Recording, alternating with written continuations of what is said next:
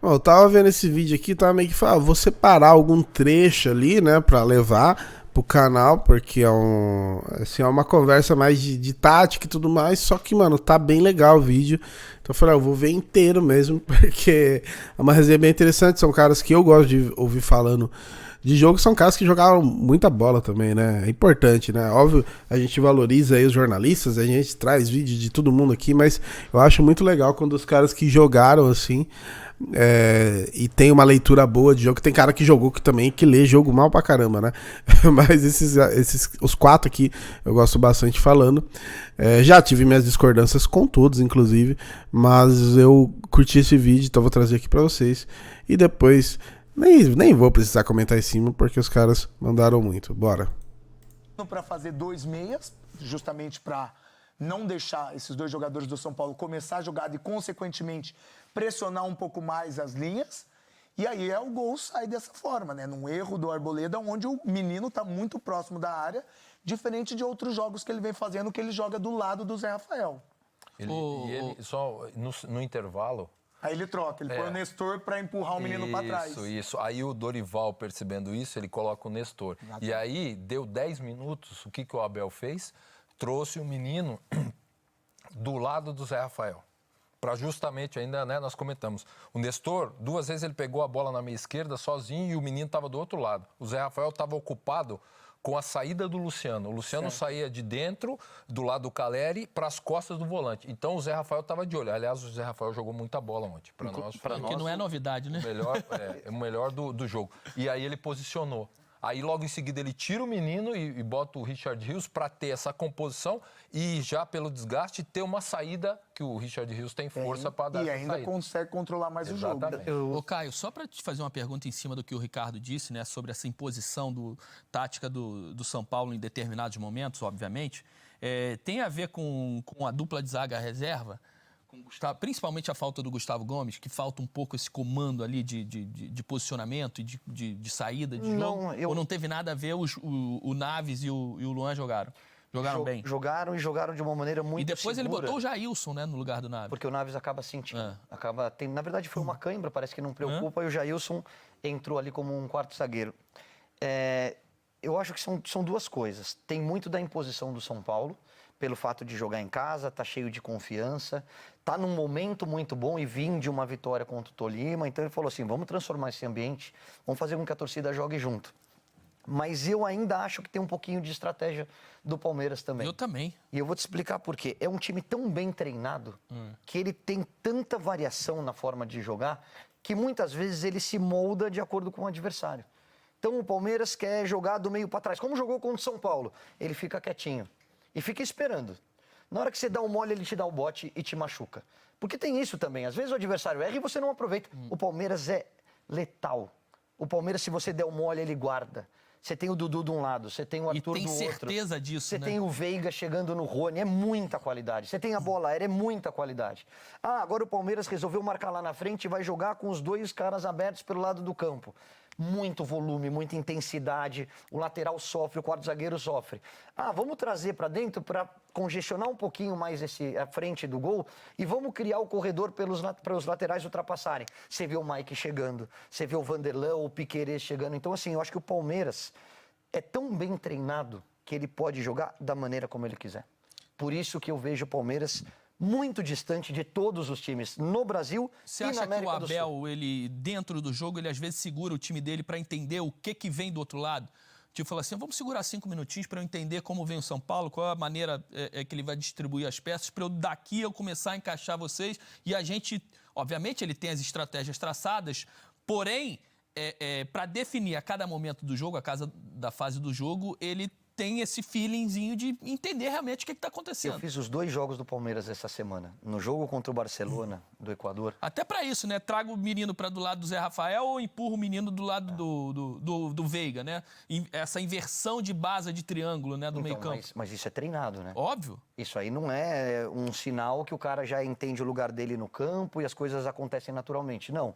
É repetição, é dia a dia, é o entendimento do atleta individualmente, né? O que a gente fala da tática individual. Saber fazer uma cobertura, saber a hora de dar um passo à frente, na hora de pressionar, na hora de atrasar a marcação. O jogo da quarta-feira eu ainda comentei e falei, o Palmeiras está preguiçoso no primeiro tempo. Esse não é o Palmeiras que eu estou acostumado a ver. Tomou 2-0 e aí voltou para o segundo tempo com o Palmeiras intenso, marcando lá em cima. Fez 4, era para acabar 6. Fez 4-2, era para ter acabado 5, 6, 7, porque é muita diferença. Ontem Ele não. trouxe até o Veiga para trás, né, no jogo Ontem eu já acho que o Palmeiras optou por jogar fechadinho e esperar. E aí entra o que o Ricardinho falou, né? A qualidade do São Paulo, que soube empurrar o Palmeiras para trás, criar circulação de bola, criar oportunidade de gol. O Luciano fez um bom jogo. Sim, sim. As substituições deram muito certo. O Juan entrou muito bem. Caio. O Nestor entrou bem. O Caio tem sido um dos principais jogadores. Jogou bem. Eu acho que o Palmeiras ele tem essa capacidade, eu acho, de realmente se adaptar ao adversário e aos momentos do jogo. Só que, assim, tem alguns momentos, como aconteceu ontem no segundo tempo, que fugiu um pouco da mão. Tanto é que rapidinho ele foi substituir. Ele mexeu no meio-campo, rapidinho, aí ele mexeu do lado, porque aí o Rafinha já dava essa opção com a entrada do Juan aqui pelo lado direito. O Juan entrou muito bem. Então o Juan estava jogando em cima do Piquerez, né, o tempo todo, no segundo tempo. E aí o Rafinha vinha para armar, o Luciano saía do meio e vinha para a meia-direita. O São Paulo começou a construir de um lado com esse trio, do outro com o Nestor, com o Caio, sempre na linha de fundo. E isso trazia um prejuízo. Tanto é que o Palmeiras correu o risco. O Palmeiras fez os 2 gols, mas se não fosse o Everton no chute do Luciano, a cabeçada do Arboleda, em seguida, depois teve o Caleri, que o Everton também defendeu. Então foram situações claras que o São Paulo teve para empatar o jogo. Depois teve o erro do Arboleda, teve o segundo gol. Mas as circunstâncias foram de que o Palmeiras ele teve uma pressão que ele não teve no primeiro tempo. No primeiro tempo era um jogo mais controlado, né? O Palmeiras fez o gol, mas o São Paulo não chegava. O São Paulo não teve uma chance clara no primeiro tempo. Teve o lance do pênalti, que depois o juiz tinha marcado e acabou voltando atrás, né, na bola logo no início, e só no primeiro tempo. Acho que o segundo tempo ela fugiu e acho que foi mérito aí do São Paulo, da mexida do Dorival com a entrada do Nestor, que entrou bem, do Juan principalmente entrou bem, mas foi um clássico bem jogado. Acho que foi um bom jogo. Foi um jogo de estratégias, de oportunidades e decidido naquele famoso detalhe de um erro que pode dar oportunidade ao adversário de fazer. Vocês estão falando do São Paulo em relação às substituições do Palmeiras, quando ele bota Fabinho e Richard Rios no lugar de Menino e Rafael Veiga. Já é também uma demonstração dessa imposição do São Paulo nesse determinado momento da partida para tentar, de alguma forma, fechar um pouquinho mais, desbloquear um pouquinho mais esses espaços? Principalmente os espaços que o São Paulo criou no meio do campo. O São Paulo trabalhava bem a bola. Depois ele tirou o Dudu e aí colocou o Breno, para o Breno poder fechar o lado e ter uma saída. O Dudu não fez um mau jogo, mas já fez jogos melhores, mas taticamente foi muito importante até aquele momento. E ele botou o Breno, o Arthur do outro lado fechava. O Palmeiras, em algum momento, antes da saída do Rafael Veiga, ele fazia 2 linhas de 4. Ele fazia a linha de defesa, né? Aí ele fazia Arthur, o Rios ou o Menino, mas era o Menino, depois entrou o Rios, o Zé Rafael e o Breno. E aí ele tinha o Endrick, até a entrada do Endrick no lugar do Rony. Sim. E ele tinha o Rafael Veiga. Os dois ali, mas assim, em 25, 30 metros, quase que no meio do campo, justamente por quê? Porque ele via que o São Paulo estava achando espaço no meio da marcação do Palmeiras. E aí, com o segundo erro, que o Palmeiras teve para fazer o segundo gol, aí o jogo mudou, porque aí o São Paulo se expôs, o Palmeiras teve chance com o Arthur de fazer o terceiro, de um chute de pé direito cruzado, numa saída rápida, e aí sim o jogo... Entrou bem o Arthur nesse time do Palmeiras, né, cara? Como encaixou como uma luva, né? Joga muito. Parece que ele está 2, 3 anos jogando já. E ontem ele fez uma partidaça, não só ofensivamente, mas defensiva, tirando o espaço, muitas vezes, do Caio Paulista, que é o melhor jogador de São Paulo atualmente, né? Ele vinha fazendo uma recomposição para ajudar... Calma. O Caio Paulista é o melhor jogador de São Paulo hoje, Henrique? Porque eu juro que eu não tenho acompanhado o São Paulo, como lá do Rio, com outros jogos para fazer, eu não tenho acompanhado com tanta frequência, assim. Na minha concepção, porque ele fez 2 gols contra o Tolima, né? Mas não foi pelos gols.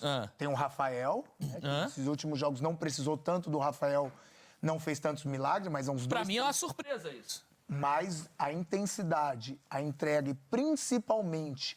Quando joga o Marcos Paulo aberto, fica muito forte esse lado esquerdo. Principalmente porque também tem o Beraldo, que é um jogador que é um zagueiro, que tem uma saída de bola com muita qualidade.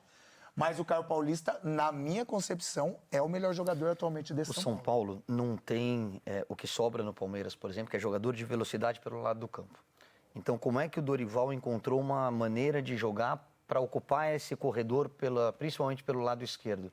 Ele joga muitas vezes com o Marcos Paulo ou como jogou ontem com o Michel Araújo, flutuando, saindo de fora para dentro e cria esse corredor justamente para que o Caio possa atacar. E você faz o balanço defensivo com o Rafinha meio que de um terceiro zagueiro. Sim. Então você faz Rafinha, Arboleda e Beraldo, você empurra o Caio para uma linha mais adiantada e ele tem feito grandes partidas.